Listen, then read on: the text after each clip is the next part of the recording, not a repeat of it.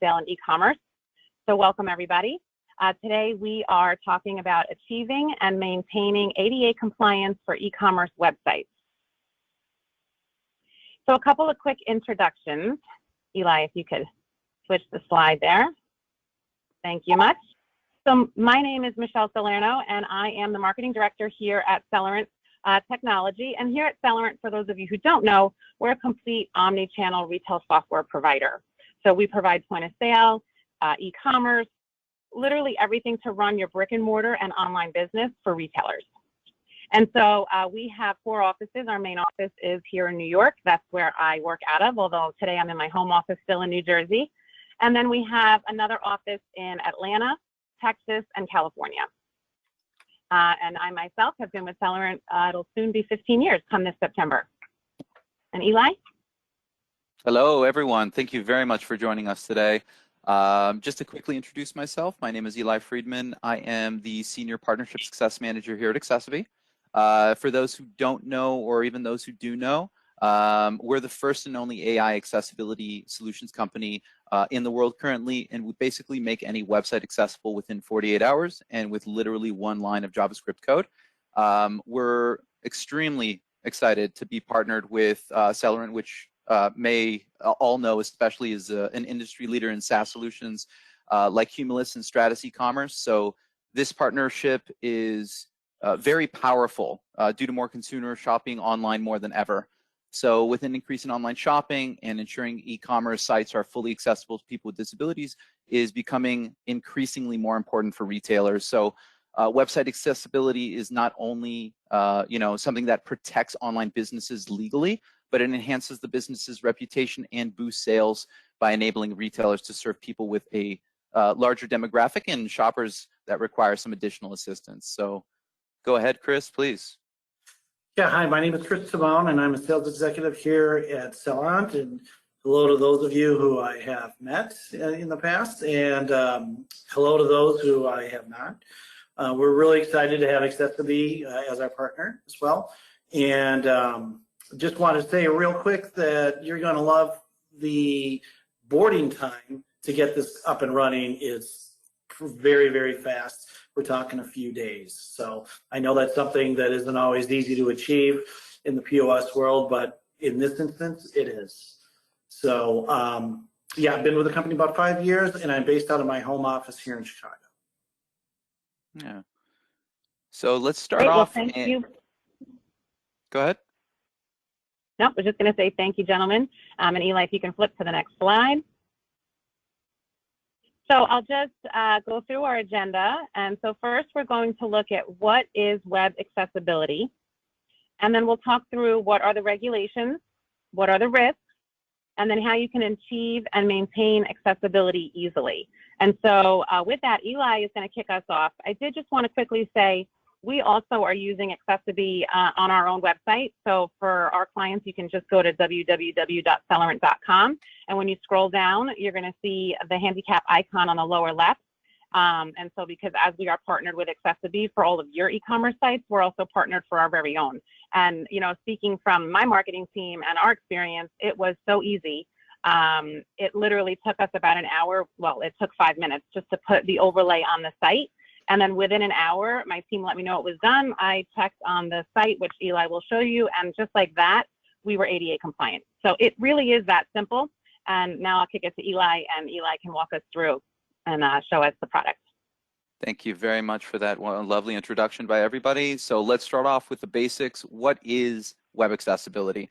Simply, it's a set of rules, behaviors, code standards, and design guidelines, and they were meant to allow people with disabilities to effectively use websites. There's an important point there differentiating effectively from equally. So I cannot give a fully blind person an entirely equal experience to a sighted person on a website like Netflix. I can, however, give them the same ability to extract information and use the website. That being said, it's not just about the blind, it's about a very wide range of disabilities that can impact how somebody uses the internet. So there are arguably 50+ disabilities that limit users' ability to access the web efficiently. Now, there's an enormous population of folks aging into disabilities that require accessibility for websites, as well as veterans still suffering from combat injuries, those that are motor impaired that use only keyboard to navigate. And one of the reasons someone might need a, let's say, a screen reader, for instance, is dyslexia. So that's the most common learning disability amongst American children and many others as well. Now, what are the regulations? The laws in questions here are the ADA Title III and Section 508 in the US. So Section 508 really refers to government agencies, mostly small businesses that fall under Title III. And there's this misconception that businesses with 15 employees or less do not need to make their sites accessible. This is, of course, incorrect because there's a clause in Title I, which is also part of the ADA, where those businesses do not need to accommodate to their employees, but they do need to accommodate to the public. So pretty much all of the global laws around this refer to the WCAG guidelines or the Web Content Accessibility Guidelines. Now, they're the only internationally recognized set of standards on this. And the WCAG is basically a 1,000-page guidebook explaining what websites look like and operate like, again, for people with disabilities. Section 508 refers specifically to the WCAG 2.0 standards and requires adherence to them.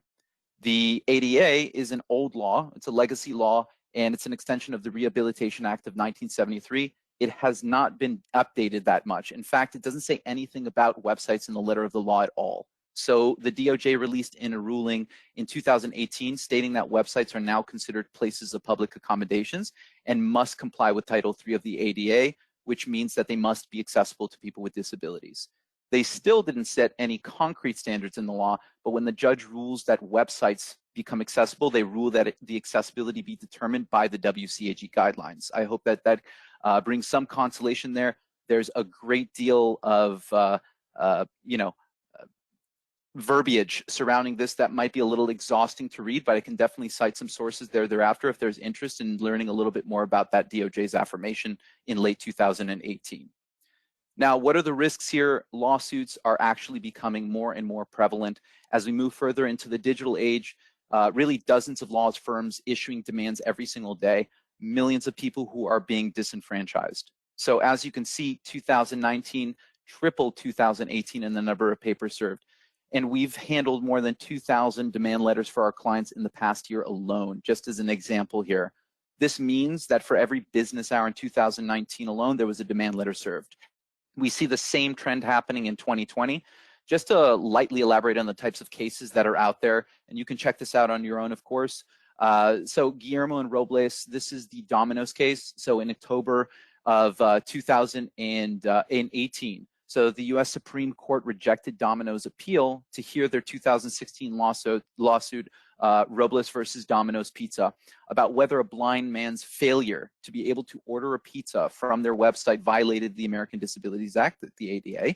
And Domino's then appealed that violated the, which basically appealed that the decision to the Supreme Court. So the Supreme Court really denied Domino's request, and now they're handling it in a lower court decision against the company. This case created a whirlwind throughout all of the US. It is a big one, but you might think that this only applies to giants like Domino's. Emily Fuller is essentially a disabled person, a resident of Broward County, Florida. She's very serious about websites complying with the American Disabilities Act, and that's because she's on the forefront of getting websites to accommodate to people like her. But she's doing it in a hard way for companies that own websites. She's taken them to court, and as a matter of fact, Emily Fuller is currently suing 185 business owners whose websites do not comply with the ADA and will continue to do so, as we've seen as well. Guillermo Robles also went on not only attempting to go after Domino's, but several other companies as well for their lack of ADA compliance and accessibility. In the e-commerce world, many small and medium businesses owners, they might think that they can fly under the radar, but what we've seen is e-commerce businesses with as low as $1 million per year in revenue be forced to settle with plaintiffs in the six-figure amounts. So they're targeting businesses primarily in the SMB market because they're usually get so frightened that they end up paying for the settlement rather than paying for the litigation and its processes there. So now to finalize, receiving a demand letter really, or fighting a lawsuit like this when you're not compliant is decidedly inadvisable. So the best solution is really be proactive and make the steps to ensure compliance beforehand. So a little bit about the market. This brings us to show how we can make a website accessible. There are three major options: accessibility plugins, fully automated AI solutions like accessiBe, and manual solutions. So accessibility plugins are generally low cost or free, kind of like UserWay or WP Access. You may or may not know about these, but these are low cost or free widgets. While they're able to make some adjustments and changes, these only amount to around 15% at most of the WCAG requirements. The WCAG requirements, they're very cut and dry. You can't really deviate from them, or else you're not going to, first of all, be compliant, and with that, your website is not going to be accessible to people with disabilities. So manual services, these are leading experts in accessibility. They make the adjustments to your source code, but they conform your website in favor of accessibility. They do not maintain the brand value and the type of design that you as a business owner would like for your website. You need to conform it to the standards, which makes the entire website look differently than what you would like to have achieved for it, let's say. Now, this takes minimally 3 weeks to 6 months to complete, but regardless of the project length, you'll require ongoing maintenance for as long as you keep updating your website. So we all do that, of course. On average, even small websites, let's say under 1,000 pages, they cost $15,000 per year. That does not include the audit, which is basically a piece of paper that tells you what's wrong with your website accessibility-wise, nor does it actually count for the maintenance. So that is all based on retainer. The cost can easily amount to $25,000 to $30,000 per year. Again, only for small websites. Forget about larger websites. Those are astronomically expensive. And as far as the considerations goes, so cost-wise, you have to consider that manual services will necessarily be more expensive because you're paying for very skilled labor, and it will take a lot longer for that same reason. So Dave, please take it away here. I understand that there's some question about some pricing here, and so please let us know. Sure. Oh, one thing, Chris, if I could just jump in for just a second. So one thing I just want to make sure everybody understands. So you can take your e-commerce site and have a company or work with us or make the changes needed to that site to make it ADA compliant today. But then as soon as you add new pages, add new products, add new images, add anything new to that site and make any ongoing changes, which frankly, that's what everybody does all the time. Every time you continuously make updates to your e-commerce site, you need to also ensure that those changes are within ADA compliance best practices. So a big difference between doing it the manual approach and working with an overlay such as accessiBe is that no matter how many changes you make to your site, and Eli will show us the product in just a minute, the site overlay is going to automatically make sure that your e-commerce site remains in ADA compliance forever. So that's just a big difference. I wanted to make sure everybody understood from the manual approach to an automated solution like accessiBe. Thank you. Yeah, that's a great point, Michelle. You know, the pricing here is pretty self-explanatory. If you have if you have pages that are 100,000 or less, that's $19.90. Over 100,000, it's $34.90, and that's billed annually. To check to see how many pages you have, it is quite simple actually. You just go to in the URL, hit site : and then your website URL, and then the amount of pages should display. Now, I do recommend if you are interested in this, contact your sales executive, and we'll be able to go through a little bit more in detail, you know, where you land on this and where you wouldn't. And that's pretty much it. So Eli, why don't you take it away? Thank you very much. Yeah, so a little bit about the installation process here, just to get to know essentially how the solution works. I'd like to point out that with accessiBe, it's so beautifully simple. It's one line of JavaScript code, and the installation process goes as follows. So first, you install that line of code onto your website. That's once, and then your interface will instantly show up on your website. It's the widget on the right-hand side that shows the person in the wheelchair. Then in the background, our AI will start analyzing the website, assigning it with all the correct elemental structural roles, basically characterizing the 1,000-page guidebook that is the WCAG, and implementing it instantly onto your website. So it takes 48 hours to complete the process. At the end of the 48-hour period, every single customer that installs accessiBe will receive an accessibility statement. This statement basically characterizes what accessiBe has done to the website, the browser, and assistive technology compatibility. There's also a feedback form if in case there are any issues that might be found or missed by our AI, which is incredibly rare, but this is also a WCAG requirement and should always know, at least for backup and support, that it's there. Ongoing maintenance is by far the biggest thing. That's probably one of the biggest, most tedious tasks, I'll call it. And our AI will ping your website every 24 hours just to ensure if there's any changes, new products, articles, any additions whatsoever that are being made, they too are being remediated as you go along. So ultimately, after that 5-minute installation, you're not supposed to worry about everything. We take care of that all on our own. And what I'd like to do is actually show you how this works in real time. So bear with me for 1 second and opt out of here, and we'll go to the site here. So demo.accessibe.com, everybody here has access. This is a public-facing website. This website is a demo website. However, I'd like to show you in the foreground and the background that we've done no accessibility work done to this website whatsoever. The only thing that we did do is install accessiBe. So let's start off with the interface. This little guy right here, you can press that, and what happens is it prompts this interface. Now, this basically takes care of the CSS adjustments. So let's say epileptic users, people with color blindness, low visual impairments, or cognitive or learning disabilities, basically those who can see the screen, they need to be able to engage with the website and adjust it specific to their disabilities. So this replaces the old-fashioned method of compromising the website's design in favor of accessibility. So as mentioned before, just really lightly, that when somebody from a manual company, if they were to do work on your website, they would change around the entire design of the website in order to cater to accessibility guidelines. This really captures the best of both worlds, since you can maintain your brand, your design, but also cater to those that actually need this. So this interface does a number of different things. There are some presettings so that each and every time somebody with a specific disability can come in.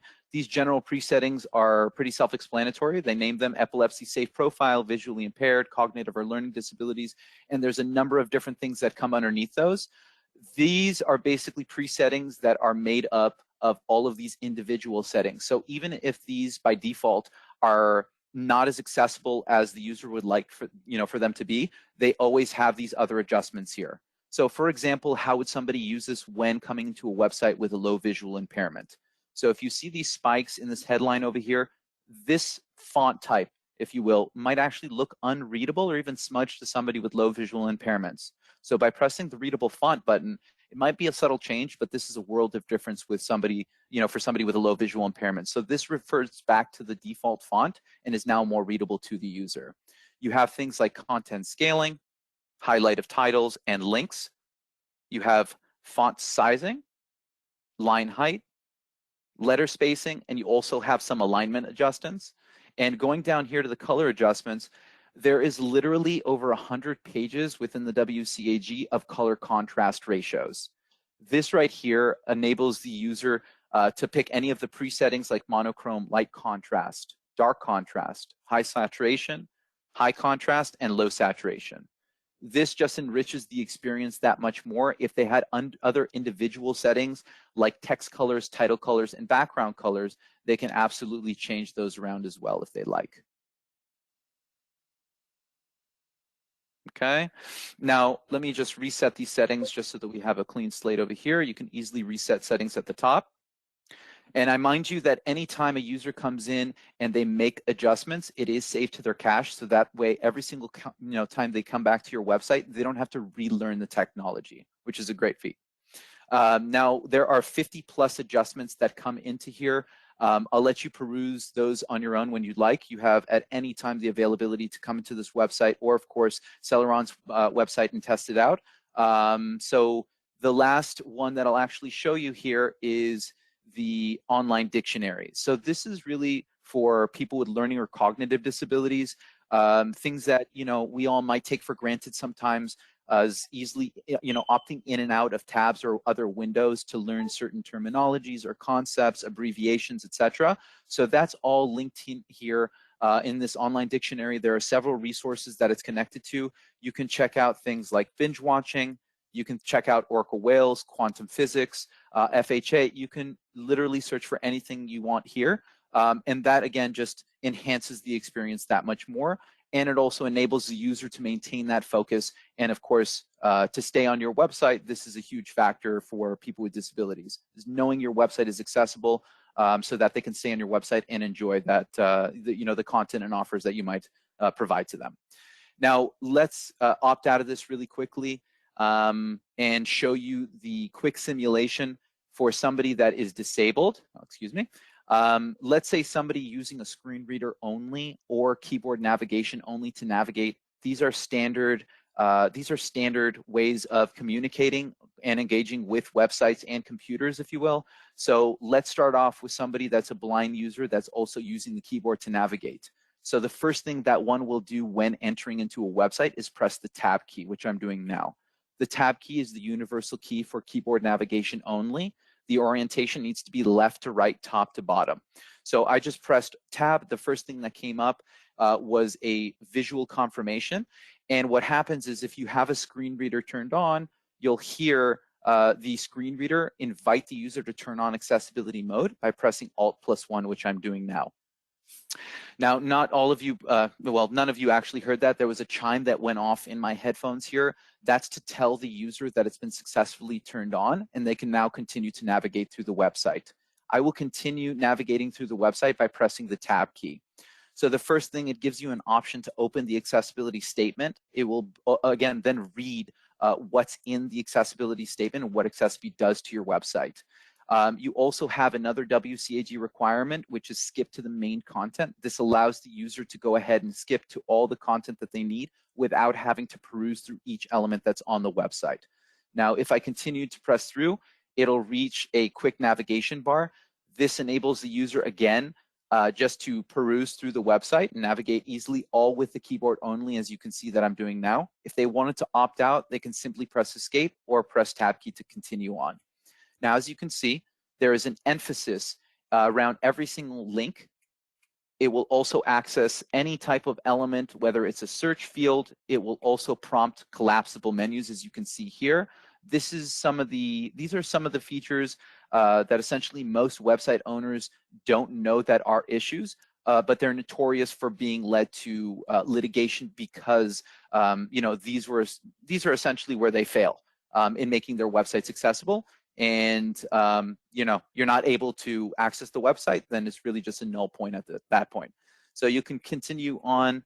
You can see the navigation. I can easily navigate this slider here. I can also prompt a pop-up. So you can see that the focus actually lifted up from the bottom screen up into the pop-up panel itself.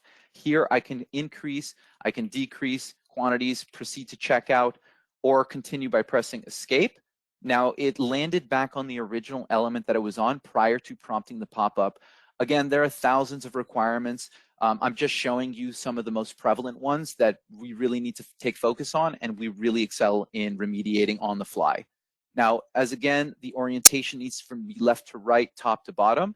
And as you can see, every single element is being touched by the cursor and will be announced to the screen reader what is exactly being focused on as they navigate through.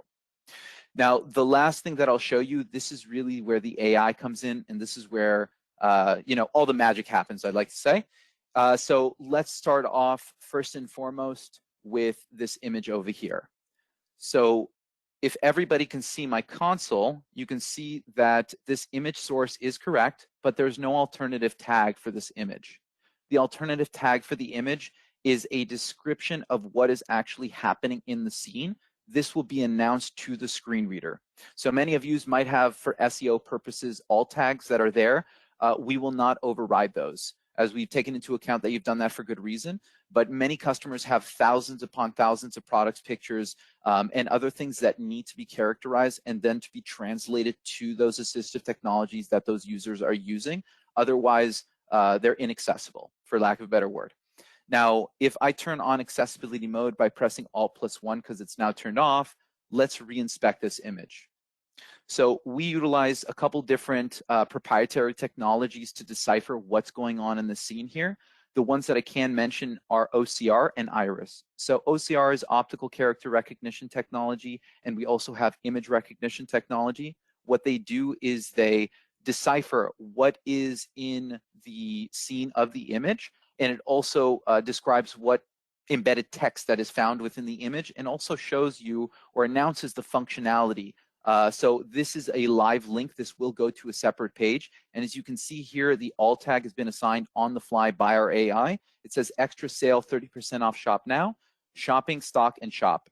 Now the ARIA label, which is an attribute, it shows that it's a new product page. So it'll not only announce what is being described in the image itself, but it'll also tell you that it's going to be prompting a new product page so that the user that can't see the screen will know where they're going. Now, I want to show you another few examples of how this works in real time. What I did is I turned off accessibility mode, and we're going to inspect a few other elements to show you what's going on here and make sure that we're not a one-trick pony. Now, you can see here this Facebook link. So you can see that it's Fafa Facebook. This is definitely not helpful to somebody with a disability, does not describe what is going on there. Fafa Google+, we can somewhat decipher what that is. Again, this is not the correct way of assigning alt text for images, or let's say in this sense, it's an ARIA attribute for a link. Fafa Instagram, the same. This is not characterized the correct way. This favorites icon is now icon wish list, which is not correct. The same thing goes with shopping cart, as you can see here, incorrect. Let's try Nike. So this is another image. You can see that the image has no alt tag. This right here, you can see this is another link. There is a kind of an illustration, an abstract illustration. You can see that there's scripted language overlapping on a couple different layers over here, and you can see in the background that there is no alt tag for this image either. Another level of intelligence that our solution provides, this right here, I'd like to really, tell everybody about because it's very cool. 4 to 5 star rating. All of us can decipher what this is here. However, in the back end, to be read aloud, icon star P7S star full 5 times is definitely not helpful and does not give any context. The same thing goes with $25 strike through, insinuating that there's a sale, enticing a sale, enriching the experience even further. What will be read aloud actually is $25.17 because it doesn't recognize this strike through over here. Now let me turn on accessibility mode by pressing Alt+1 once more, and let's go over those elements that I showed you. So you can see Facebook, it used to be Fafa Facebook, but now our AI is now appropriately assigning the ARIA attribute for this image, and now it says Facebook new window. So now announcing what's going on and where it's going to be going. The same thing with LinkedIn new window, Instagram new window. The favorites button is now referencing tens of millions of data sets in order to understand what this little squibble is in computer language, if you will. So now it shows as favorites. It's no longer the wish list 7S like that it was before. And you'll see that the same thing applies to our shopping cart, which you can see here. Now, and for Eli, the image, yes, please. Eli, I'm sorry to interrupt you, but there's a question that's specific to this section, so I wanted to just throw it out there now. So, Sure. Hi, Eli. The text you were pointing out in the CSS text, that wouldn't be read aloud by the screen reader, right? The CSS text? Mm-hmm. Which text exactly? So anything that has an alt tag described to it, that is essentially what will be read out to the user. Okay. What I was basically saying before is those CSS. I was just showing you by example that it would announce that if that was the actual description for the image or for, let's say, a link or an element. But in this case, nothing will be read aloud by the screen reader unless it's characterized with an ARIA attribute. Does that make sense? Okay. Yeah. So Keith is the one asking the question. So he elaborated. Keith asked, the ARIA hidden equals true attribute hides the element form from the screen reader, doesn't it? Are you talking about here? Yeah, he says the ARIA hidden equals true attribute. So that would probably be there. If it hides the element from the screen reader. Yeah, so it will hide the element from the screen reader and only provide it with the appropriate explanation for that element. Okay. So Okay. hopefully that answers your question, Keith. Yeah. Any questions, by the way, that are beyond my technical abilities, I would love to actually gather those at the end of this webinar so that we can go ahead and provide you with the correct and concrete answers there. That goes a little bit beyond what I actually know, but to explain what I do know in this sense is our solution will basically programmatically assign the WCAG requirements and then inject them into your source code all by the session. So anything that's specific, like Keith's question, I would love to gather those afterwards so that we can answer them appropriately. Okay, great. And it looks like Keith, his question was answered. He said, yes, it does. So keep going, Eli. Thank you very much. Yes, of course. But I want to make sure that I'm not giving just false answers here. If in any case, I will tell you that I don't know something, and then I'll go ahead and gather those at the end of the webinar. Now, we were checking out before Nike did not have an alt tag for the image, and now we can see that, oh, well, this is apparently not shooting off correctly. So you can see that Nike is an in, so that needs to actually be checked out. So you can see bench here has now been assigned the correct one and is now, again, on the fly assigned to that specific image. This one here, you saw that there is some scriptive language, so it now deciphered as a sale Black Friday illustration and design, and now the RA attribute is now provided with a new product page. We then showed the 4 to 5 star rating over here, which before you saw that there was only read the list items out here, but there was no there was no context. But now our solution is now deciphering what this is, and now it's giving the 4 to 5 star rating, again enriching that experience. And the same thing goes with the $25 strike through, so it's deleted $25, and what remains is $17. That will be read aloud to the screen reader. Now, I'd like to mention, because we're nearing at the end of the live demo, that any accessibility work done whatsoever or SEO work, that we will not override that, again, because we've taken into account that you've done that for good reason, for SEO or otherwise, okay? So I'd like to go back to the presentation really quickly.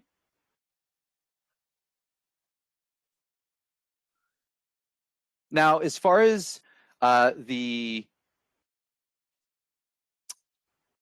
I'd like to say that we now know that there is a more affordable way of providing accessibility solutions that is easy, and you can also count on the following to be true to making your website accessible. So first and foremost, it's the right thing to do. What it does is it really cultivates a genuinely inclusive culture, not to mention is also a brand booster, increases awareness of accessibility and the issues facing the disabled community. Now, secondly is a lawsuit mitigation. So this is litigation-based software. We currently protect over 40,000 customers, over 100 Fortune 1000 companies, and we have never received a demand letter or lawsuit for anybody that's currently utilizing our solution. Knock on wood there. So protecting your business from litigation by making your website compliant for those in need is an absolute must. SEO, so for search engine optimization, one thing that we can really say that we do well is time spent. So time spent on a website is a huge factor in increasing, your SEO ranking, if you will. So by having your website accessible means that people with disabilities now know they can navigate your website. So when somebody comes in with a disability, they start trying to navigate through the website. If they see that it's not navigable, they will instantly leave. So that increases your bounce rate and essentially is not great. This is essentially where we come in. Inherently, people with disabilities spend more time per capita on websites because they take a little bit longer to understand not only the technology, but also to navigate through the website and do what they need to do, thus increasing time spent on your website as well. As far as the market share goes, this is a huge thing. Since the CDC reports that there is 26% of Americans that have a disability. So we're looking share of 60 million Americans and counting with population growth. Of course, they have an annual spending power of $200 billion. And not to mention in the world, there are 1.3 billion registered disabled persons. And with that, there's an $8 trillion spending power. So this is definitely a force to be reckoned with. So fully automated solutions like accessiBe provide complete compliance using artificial intelligence, drastically reducing cost and time, and providing ongoing maintenance automatically. So that way you can patronize your business, avoid litigation, expand your reach by 20%, and genuinely help everyone in the process. So let's talk a little bit about accessibility testing tools. Now, I'm sure that many of you are asking yourselves, is my website compliant or not? The answer might surprise you. We at accessiBe developed a great testing tool called ACE. This is an accessibility auditing tool. There are also, of course, other free tools out there available like Wave or Google Lighthouse, which you can use to see where you stand on accessibility as well. So you can just type in your domain into the search bar and you'll immediately get a report on your compliance. Dave and Michelle, I was wondering if maybe you can take it here. I see that you'd like to take it from here. Sure, Eli, if you could, there we go. So that concludes the presentation and the product demo. We do have a page on our website, celarent.com/accessiBe. There's a lot more information there regarding, of course, our solution, the accessiBe solution, how we've worked together and integrated to offer this ADA compliant solution to our clients. Of course, if you're an existing Celarent customer, you can reach out to your account rep or your sales rep, and they'll be able to answer any questions, go over pricing, and show you more of the application. If you're not sure who your rep is, you can reach out to Barry Levine, and his information is up there on the screen. Also on the webpage, celarent.com/accessiBe, there's a form on the page as well that you can just fill that form out. It'll come right to our marketing team, and Barry will follow up with you direct, or have your account rep follow up with you direct as well. And so now's a good time. We have a few minutes left to answer some questions. So some questions did already come through. I noticed that Eli already answered some of them just by going through his product demo. And then, of course, we did answer a question or two of Keith's. I do have a couple questions sitting here. Sure. So Eli, Maria is asking, she read somewhere that if your retail business has less than 15 employees, that you don't need to worry about ADA compliance. Is that accurate or not? So there is a huge misconception. It's something that I kind of lightly went over in the beginning of the presentation. And it's basically the ADA Title I that characterizes that. And what that means is that for businesses that employ more than 15 people, they need to make their hardware, software, and electronic communication accessible for people with disabilities. Many people believe that this also applies to businesses and reaching out to, of course, the private or public sector. That's in that fact, it's actually not true. As we've seen, we've had literally a company that it was a side piece for a couple, a husband and wife. It was a blog with 15 posts. They had under 100 visitors per month, and they were slapped with a settlement. Unfortunately, they went out of business due to that, but there are thousands of cases like this. The judges usually are in favor of those with disabilities, as we're 30 years later, and still 99% of websites in the US alone are inaccessible. So they usually favor people from the disabled community. We can argue and if that's unjust or not in certain ways. There's definitely a lot to talk about, but that is a big misconception, and a lot of people get in trouble with that alone. I hope that answers that question. Yep. Okay, another question, and this is again from Keith. How does the software handle something that is not operable via keyboard? I'm sorry, once more. How does the software handle something that is not operable via keyboard? Like what, for instance? Yeah, it's a chat box. So that's all the detail on the question. Yeah. Keith, if you're still listening and you have more details, can you send them through? I can skip to the next question for now. Yeah, I just need a little bit more information on that. I would be more than happy to answer that. Okay. How does the accessible tool resolve issues of color contrast? So color contrast ratios, there is a minimal requirement of 3:1. Essentially, in the interface itself, you can adjust all of the color contrast ratio needs. specific to that user. So once the user comes into the website, they start engaging with the interface, they will find the color contrast ratio that they specifically need for that disability, and they can go from there. Okay, thank you, Eli. Another question, this one's from Victoria. What is the pricing for accessiBe? So if Eli, if you could just flip back to that slide, we can just go through that slide one more time. Sure. There we go. Chris, you want to go through this one more time? Yeah, so it's, as you see there, if you have less than 100,000 unique pages, it's $19.90 a year, billed annually. And for more than 100,000 unique pages, it's $34.90. And to determine the amount of pages that you have, you're going to want to go site, and then your URL, and then the number of unique pages that you have will display. And if you still have questions, feel free to reach out to your sales executive or to Barry. We'll help you out.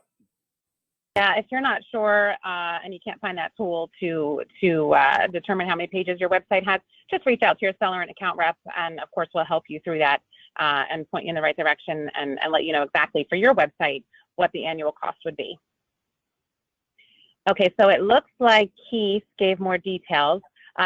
Regarding, oh, Victoria said thank you. You're welcome. Regarding the keyboard question, let's say an application has an HTML dropdown. It needs to be keyboard operable, but it is only operable via a mouse. How does the AI identify and fix that issue? So it automatically optimizes with any assistive technology that includes the keys of keyboard use only, the mouse, and of course any type of screen reader that's being used. As far as what is in the WCAG 2.1 AA requirements, that's essentially what accessiBe abides by. Okay, thank you. And another question, what was the site again for the page count? Chris, can you repeat what that website was? Site, in the URL bar, you type site, S-I-T-E, and then : and then your website, your URL. I can actually quickly show that if that's okay. Yeah, please. Yeah, let's show that just to make sure everybody's clear. If we go to apple.com just for namesake, I would double click in the search bar here, and right before the protocol, you would do site, : no spaces, and just enter. So what you can see here is the Google index page results, and it's 2,040,000 pages. That's how we dictate our pricing, is by domain and of course results. Okay. And if a video on the site does not have captions, does the AI tool automatically add captions, which is part of the WCAG requirements? Yes, so anything that pertains to your source code, that is essentially what accessiBe handles. For any type of multimedia, PDF, or videos, those actually need to be done with an exterior source. Those can actually be quite economical. There are many resources that are out there that actually just remediate those on their own, but closed captioning is not something that our solution handles. It's only those that are pertaining to the HTML. Got it. Okay, and I love this, lots of questions. Here's another one. Are there specific screen readers that a user must use with accessiBe, or is the product made to work with all screen readers? The requirements that they be optimized for all screen readers, the most prevalent ones are NVDA and JAWS, which is most of what the world uses, but they're optimized for all of them. Okay. Chris? I have a question. Yes. Does it handle foreign languages? It does. So for locale, we actually support 12 different languages, and we're constantly adding new ones. So you can actually trigger you can actually trigger the interface to be prompted in a certain language, of course, from those 12 languages, or in case you wanted to change it around within the interface and have one specific, let's say, base language for localization, you still have the other 12 options should any user want to come in and opt into and basically select those. Thank you. Mm-hmm. And there was just one last question. If my website if I don't sell products on my website, it's information only, do I still need to worry about ADA compliance? Absolutely. Absolutely. Any business that has any type of digital real estate, whether they're selling services, products, or providing content, it needs to be accessible. Yeah, and a great example of that is our own website, Celerant.com. We're actually not selling anything on our website. We're simply, it's all information. And so, of course, you know, we also now work with accessiBe on our own website to make it ADA compliant for our company. Mm-hmm. Well, that answers all the questions. And forgive my squinting, the question bar is so small, it was difficult to read some of those. So thank you, everybody, for joining us. We are exactly 45 minutes in, so we're ending right on time. If you did have any more questions, or if you wanted to see more of the product firsthand, just reach out to your Celerant account rep. If you're not working with us already and you have interest in working with us, you can visit that page, celerant.com/accessiBe. Eli, if you could just go to that last slide one more time. Of course. Close it out. We are more than happy to show you our software, our e-commerce platform, and of course, the accessiBe integration that we have available for ADA compliance. So thank you very much, Eli. Thank you, Chris. And thank you, everybody, for joining. Thank you very much. Thank you all. Bye-bye. Take care. Bye-bye.